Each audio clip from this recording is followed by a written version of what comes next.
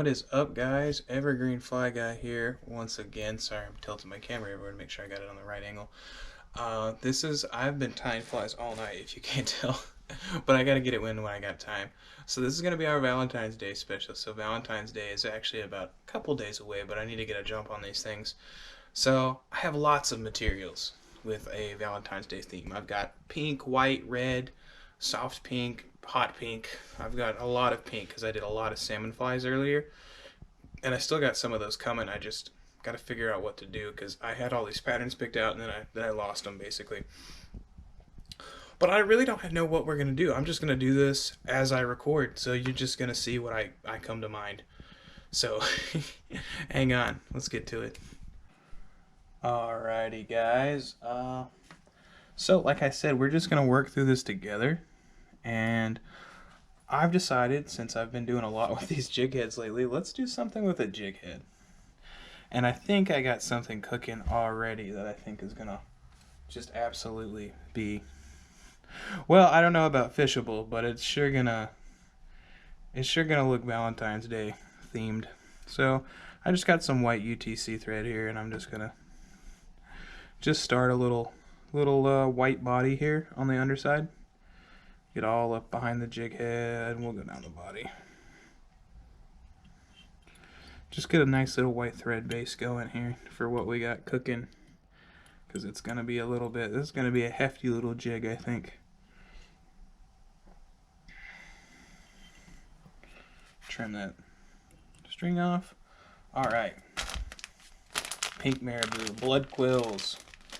I love this pink. The pink has been my best set of blood quills ever. Like, they always come out with like perfect plumes in this pink. This has been like a really good pack. It has not led me astray. It's been in tons of my fly tying videos so far, whether I'm using it directly or showing you guys a fly that was done with it.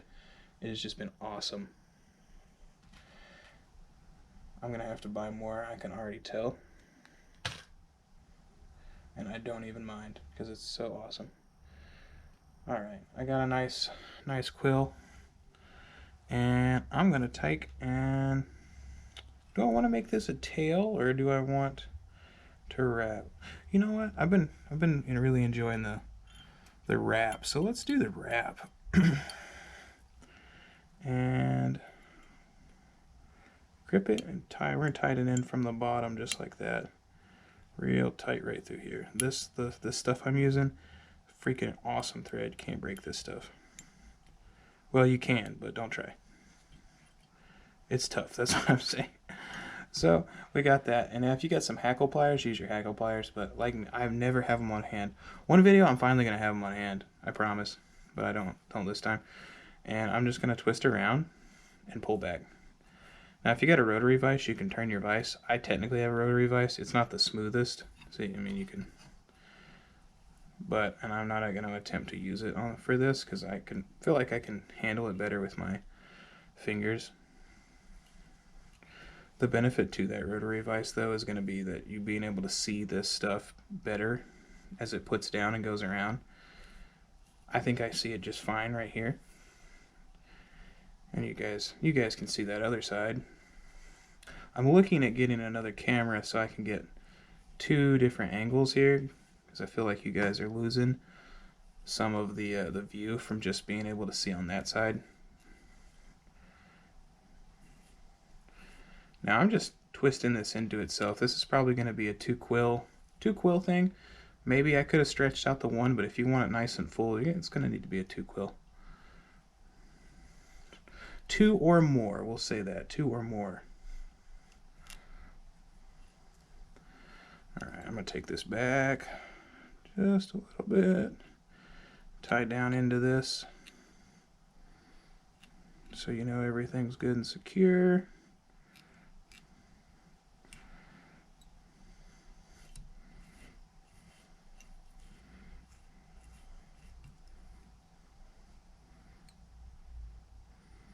Take it back just a little bit more.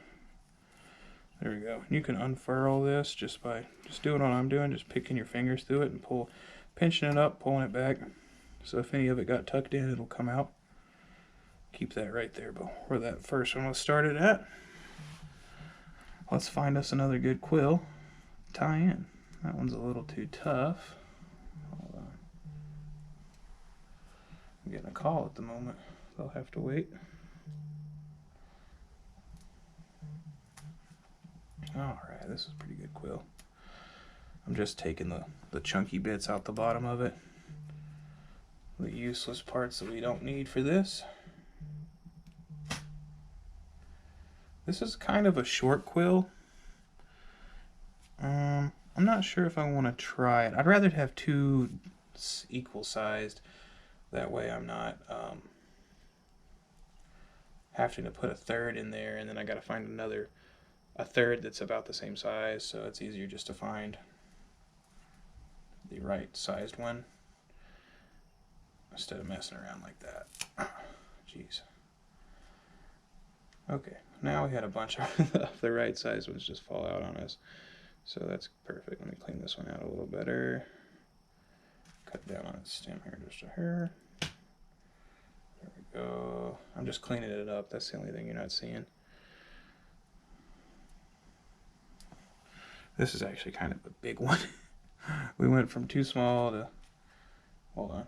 I'm going to try to shorten it up just a little bit.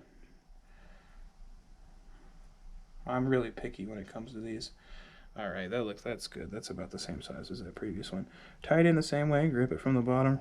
Reel it right in. Get it real tight. Over, over, over. Take her forward. Drop that down and out of the way for the time. And just around we go. Around and pushing back as we make our way to the head of the jig. And I like to keep pretty tight wraps when I'm doing this. Anytime, almost anytime I'm twisting marabou around like this, I like to keep it pretty tight. I'm just picking that up and pulling it around. With the other hand, I'm pulling everything back.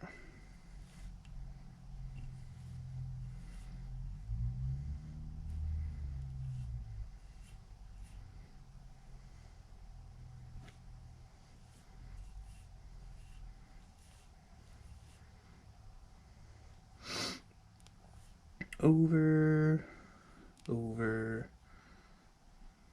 over again. One more time, I think. Yeah, I'm just going to take it up here to the top and hold it.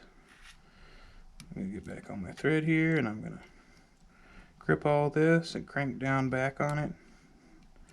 That way we know everything's set and secure. I go a little bit back on it because I'm also going to use this area up here to make a little bit of a collar for it, I think. That's what I decided to do. I'll change my mind here in a minute a bit. Alright, there we go. There's a nice little pink body to that. Now at this point I want to make a collar, I think. I also thought about taking a little of this white craft fur I have here and maybe putting a little white in there, a little side on it. Let me see how it would look. I'm just going to take a chunk and decide what it looks like and if it's worth to maybe put it in there. This craft fur is a little bit difficult to work with. I haven't done too many things with it yet. I'd like to do more. Let me see. You know what? I think we'll try it. I've just gripped that and I'm just put it to the side over here. Little white to throw into the pink. Little contrast. I'm gonna wrap back on that to seal that little excess off. And I'll go ahead and do it to the other side too. We'll do two little white sides draping off.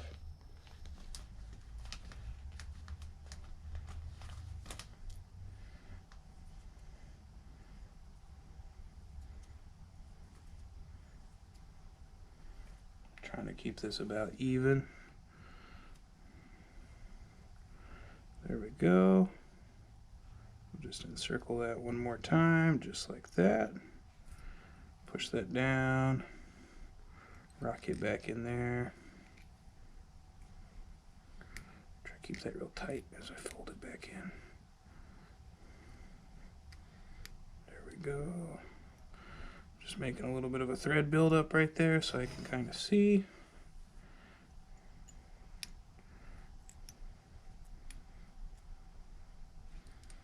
Had some loose flyaway fibers that I'm just kind of hunting down and putting them into their place. Don't want any stray fibers here on me. Yeah, now we got a nice little white contrast in there. We still got our collar space open, so that brings me back. Think, what do I want to add? Well, in theory, I could add some of this pink crystal flash for some color. At the best opportunity to have added this would have been earlier in before our second plume was put on. Now you can do it, and I'm gonna do it just because I like to put flash in everything. I'm just gonna put it in here like this. I'm gonna tie it in, and I'm gonna break it off right here. Come over here out of the way. There we go. Tie it to each different side just like that. Real tight tie. And now I can, at this point, I can just snip it back to where it's even in there. If you see any that's flying off, you just pull it out and make sure it's all good. Now we got a little bit of a crystal flash, or a pink crystal flash floating in our pink. It might not be noticeable. It might a little bit more in the water. That'd be the goal.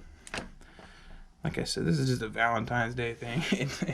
I would not expect it to catch too many fish, but if it does, that'd be cool. Now, I kind of want to put a little red in there, just get the three colors, but I'm not sure what I think would look best. I could do a little red dubbing collar. You know what? Actually, that might not look that bad at all. So let me space out some of this. And this is, I think it's just standard red. And this is out of my steelhead, super bright steelhead dubbing. And it really is super bright. It's great. I use this dubbing on everything, not just steelhead flies. It comes in handy so much. It's kind of hard to find in stores. I haven't seen it on any websites anywhere. I found it in Bass Pro Shop at the height of the winter steelhead, so it might have just been there especially for the winter steelhead run, which is coming to an end, I believe. Pretty sure it is, at least. Oh, knocked my camera again.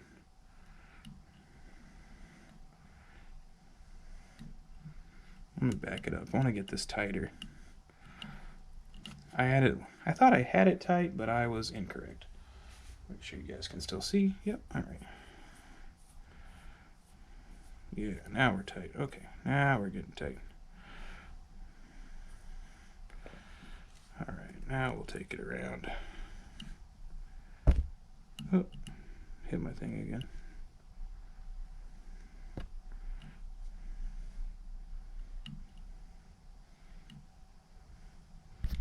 I'm trying to keep this kind of evenly spaced out here. I'm going to take it in behind here. Here we go. Grab my whip finish tool. It's buried under some stuff over here because of all the fly tying tonight. And we'll just whip finish it right off. Make sure you get it over that little hook eye for the jig. I think that was about 4 or 5, probably more. I always tend to go a little bit heavy on the whip finishes, but better to be safe than sorry. Now I'm just trimming up some of this crazy dubbing because I don't want it splayed out. I want this to be kind of tight.